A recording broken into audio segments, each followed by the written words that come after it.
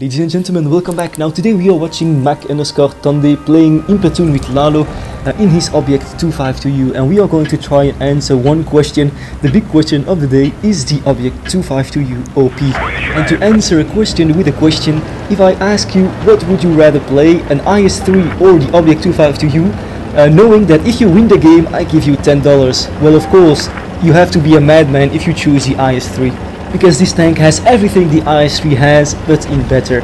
The armor is insane. You actually just have an impenetrable turret, an impenetrable upper plate for pretty much every tier 7, 8 and 9 tanks you're going to face.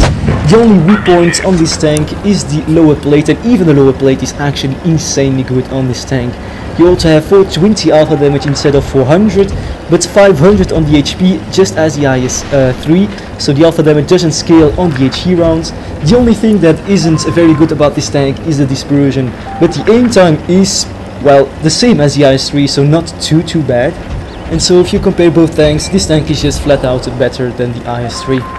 And if you don't actually believe me, I'm going to give you some numbers, and numbers never lie, boys. So if you go to Blitz stars and you go to tank compare and you compare the average win rate of the Object 252U with the one of the IS-3, you see the Object has pretty much 59% win rate. I'm going to say it again. It actually has 59% win rate, and this tank is played not only by the biggest pros in this game, but also just by, well, the average players and the below average players, and it still has 59% win rate. If you compare it to the IS-7, it doesn't even have 50. And if you want to compare it like to the IS-3 Defender or the IS-6, well, they respectively have 55.5 and 53.5% win rate. So the Object 252U is just a better tank if you look at the win rate, but if you look at the average damage, it actually has more average damage than the IS-3 and all of the others as well. If you look at the damage ratio, it's on top. If you look at the average kills, it's on top. If you look at the kills death ratio, it's on top as well. Average spots, it's on top. Survival rate, it's on top. And it's played by way more players than the IS-3, so these statistics are accurate.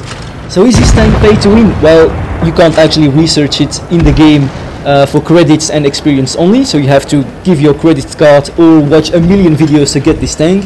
So yes, it is pay to win, that's it. I mean, I'm just going to go out and say it is pay to win. It's a better version of a tank, of an IS tank than the IS-3 and all of the standard counterparts, also like way better than the KV-4, way better than the VK, way better than just every Tech 3 tank in this game. So yes, it's just a pay to win tank, that's it. And if once more you don't believe me, just pick it up when it is at a discount or when it actually comes for, well, less than 10k gold or something, and play it yourself and you will see. When you face like Tande is doing right now, when you face like the T-34, he can't do anything, he can't penetrate you, it's just not possible. And even when he just looks at your upper plate with APCR, he's going to have a very hard time trying to get through your armor. And so Tande in this game, he just basically tried forward, he didn't stop, he never stopped, and he bounced pretty much 3/4 of the HP of this tank already, and it's not going to stop right here. The only guy that's actually damaging him right now is a T-29 shooting HE.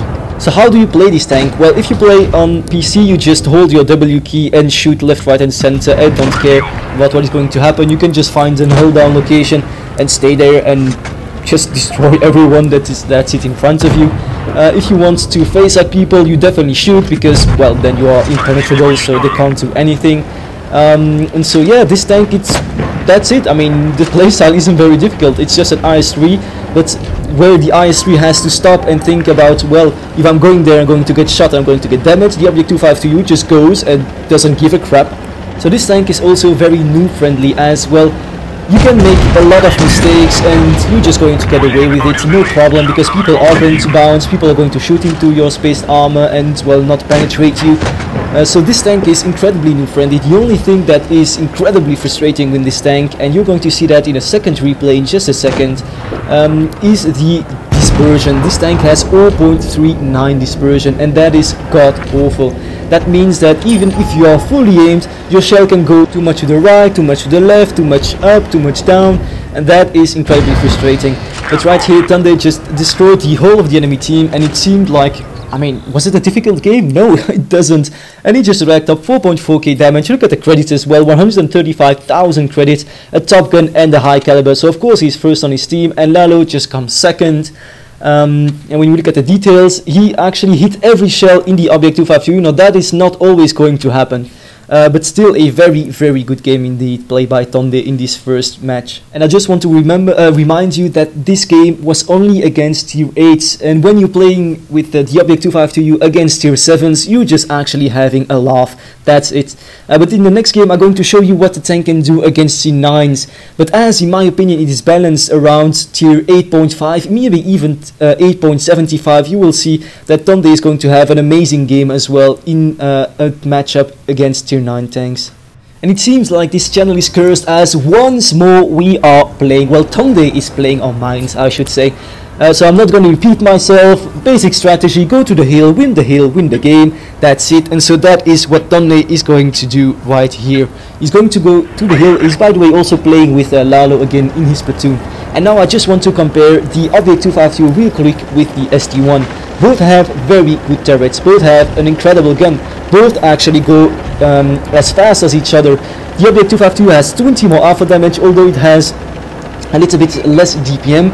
But when you compare these tanks, I mean, the Object 252 is just as good as the ST1, but it's a whole tier lower. I would actually rather play the Object 252 at tier 8 than the ST1 at tier 9. And I honestly think that if the Object 252 would have been a tier 9 tank with exactly the same statistics, of course it wouldn't have been overpowered, but it would have been still a very, very strong tank. They just had to buff maybe the penetration a little bit, but that's it. I mean, look at this. The first shell did 517 damage. This is something the IS-3 series tanks can just dream of.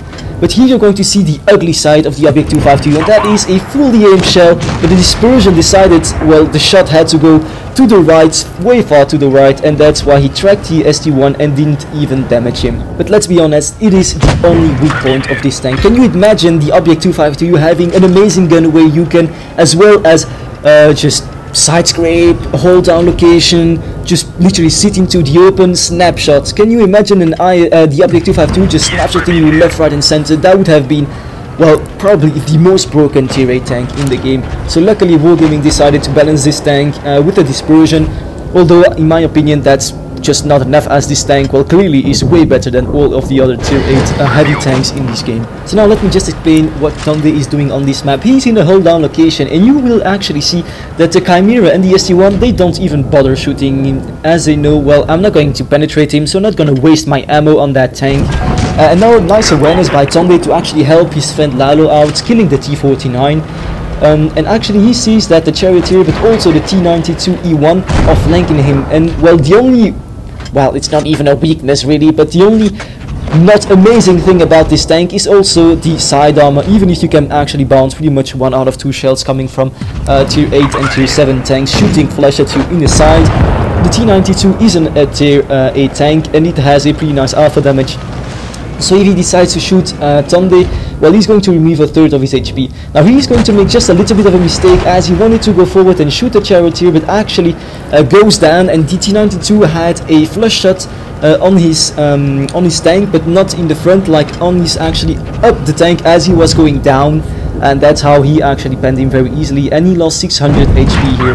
Now this is a very nice shot indeed, because as you know, the dispersion is horrible, so that shell just was blessed by RNG gods and went right into the turret of the Charioteer. Very, very nice.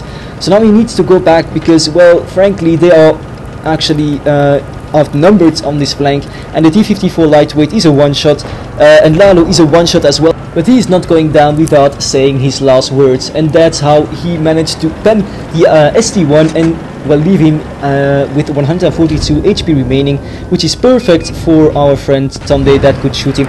Now here again, a little bit of a mistake. He could have, in my opinion, shot the Chimera instead of the ST1 and killed the Chimera, because now the Chimera is, well, has a high ground, and we all know that having the high ground is very good indeed. But is he going to try and, well, actually, is he going to hit the Chimera? And yes, once more, the dispersion on this tank showing his bright side, and he shuts down the Chimera, which is a very important tank to shut down in this game. Now this game is looking pretty ugly indeed, as one of his, well, 2 of his teammates, including Lalo, are one-shots. But on the enemy team, the good thing is the ST1 is a one-shot as well, and here Tonde has a clean shot into his turret, so he can just shut them down. And right now he has to try and kill the Charioteer as well. He can just basically go forward and try to side scrape, or not even wasting time with side scraping, and just going forward as a Charioteer. well, could have missed if he didn't actually hit his lower plate.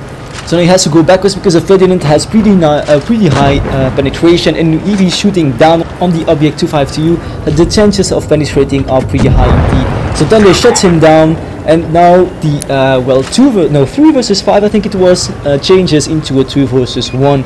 But the T92 still has a lot of HP remaining, so this shell is a pretty important shell, and you can see actually the T92 firing a heat shell and well bouncing Tunde as he was trying to move away from him. So is Tunde going to be able to shoot that last one? Yes indeed, once more. This was just an epic game, man. The RNG gods were blessing Tunde left, right and center indeed with his shells. And on the T92 is a one shot for Tunde and also for the Conway of course, but the Conway missed, so they need to try and chase a T92 right now, which is very annoying indeed, because well, if there is one thing the Object 252 doesn't have, that is amazing speed. But it's logic, I mean it's a heavy tank, it shouldn't go at 50 kilometers an hour anyway. Now of course Tunde is going to try and kill the T92 as he's going for a Radley, not for a Radley Walters, he already has a Radley Walters, he's going for a Pulse Medal. Securing also a crucial contribution to his platoon mate Lalo and carrying him in the second game as well.